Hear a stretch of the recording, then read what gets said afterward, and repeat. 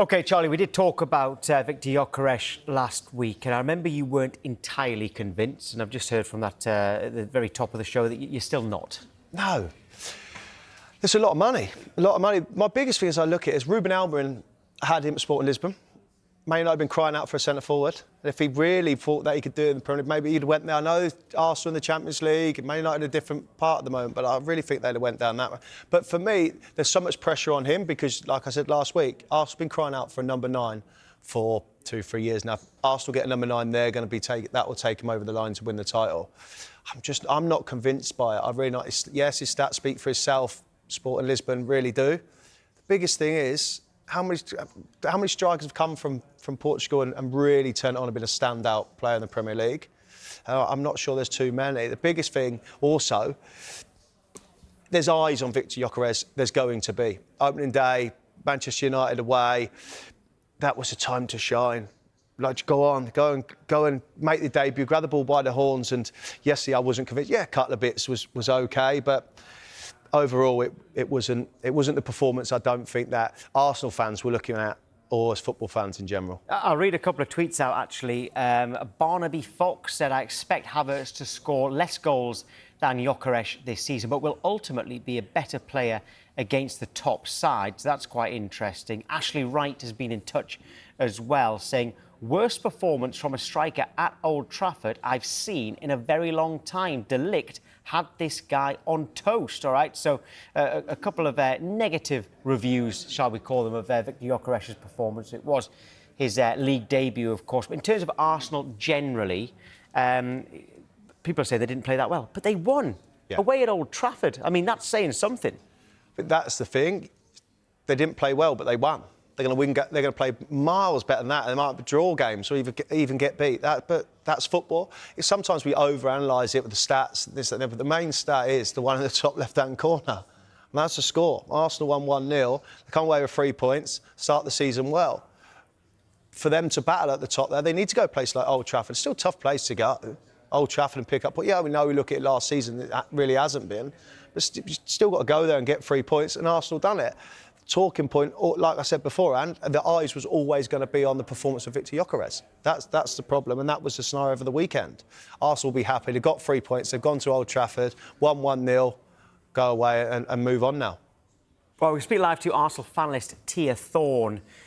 Tia, great to have you on the show. Arsenal won at Old Trafford on the opening weekend of the season. But for some reason, Manchester United fans seem to be more upbeat about their club than Arsenal do on theirs, and you won. What's your take on it? Yeah, well, I think, I understand why United fans feel positive. Of course, you've come off a really awful season, you lost in a final, and you're seeing anything as a positive. And I think, good for them. It could end up being a great season for United. But I think, with Arsenal, our standards are just a lot higher than that. We expect to play a little bit better. I thought, first half defensively, we did look shaky, although second half, I thought, the keeper and the two at the back were fantastic. Yeah, I think it's just more our standards are maybe a little bit higher. We expected it a bit more. We were a little bit disappointed with a couple of performances. But yeah, I just think, it's opening game. I don't think, Arsenal fans should be too bothered by that performance. I think it's one that we'll look at and go, we won the game. It's fine. Let's just leave it at that. What was your opinion on Gyokeres' Premier League debut? Obviously, I know that a lot of people look and say they weren't impressed. Obviously, I know he didn't score, didn't really get many shots on goal, but he fits into Arsenal quite well. We know that Arsenal haven't played with a centre number 9 in a long time. So seeing him integrate coming off the left, coming off the right, I thought was really positive to see. I think his upper body strength is also fantastic.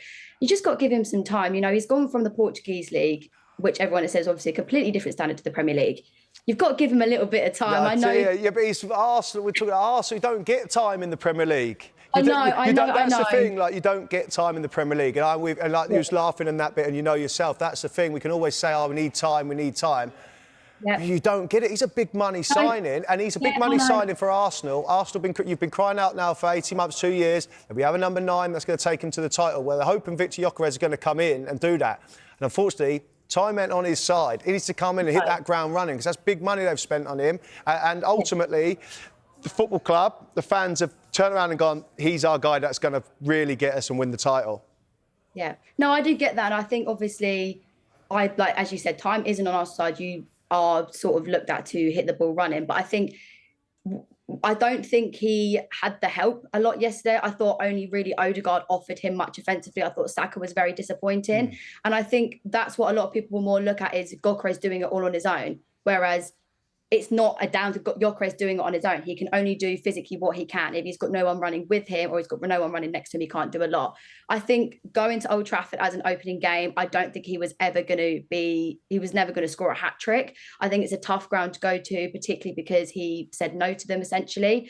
I think, that's a tough one to judge. I think maybe this weekend, against Leeds is when Arsenal fans should definitely start looking and going, right, okay, here you go. That's perfect. I'm glad you brought that up. My opinion, my opinion on this, and it's going to go, and it'll come back probably throughout the season at the end of the season. I think against the top teams, not for me. Against the bottom tier and the lesser teams, he's going to score some. I'm almost going to say it like a flat track bully. That's how I see Viktor Gyokeres going to play.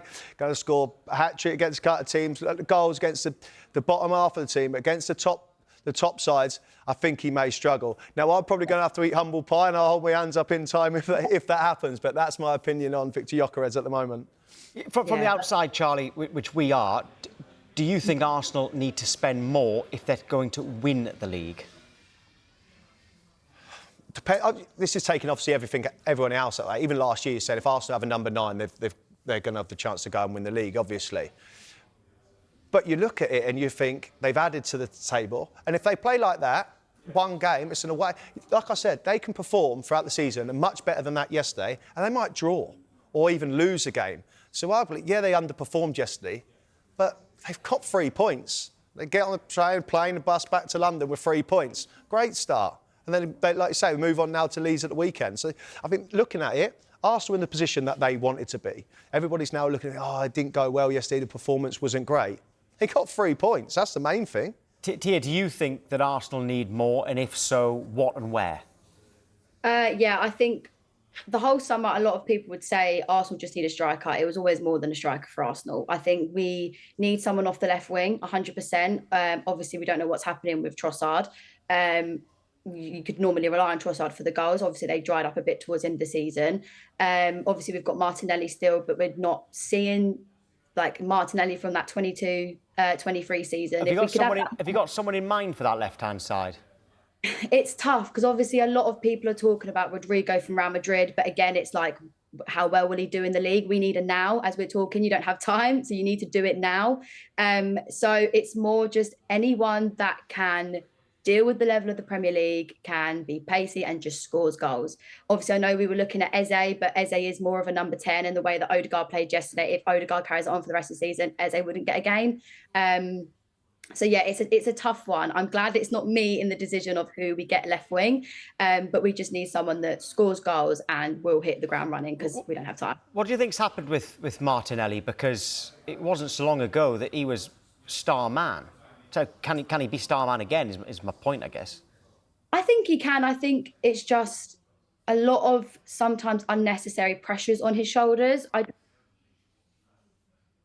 really understand why, like if you look at yesterday's game, I thought Martinelli was miles better than Saka, but because it's Bukayo Saka maybe doesn't get pulled up on it, but I think he can definitely get there. I think it's just allowing him to, without this constant pressure on his shoulders. I know it's the Premier League, he is at Arsenal, pressure is going to come with his job, but I think just letting him be what he can be, and I do think Gyokeres will also bring the best out of Martinelli. See, on Martinelli, I think that comes from Arsenal fans, right? The pressure's on, they give it, and I think for me, looking at it, different players, etc., but because how well Saka's done, he's been given the benefit of the doubt.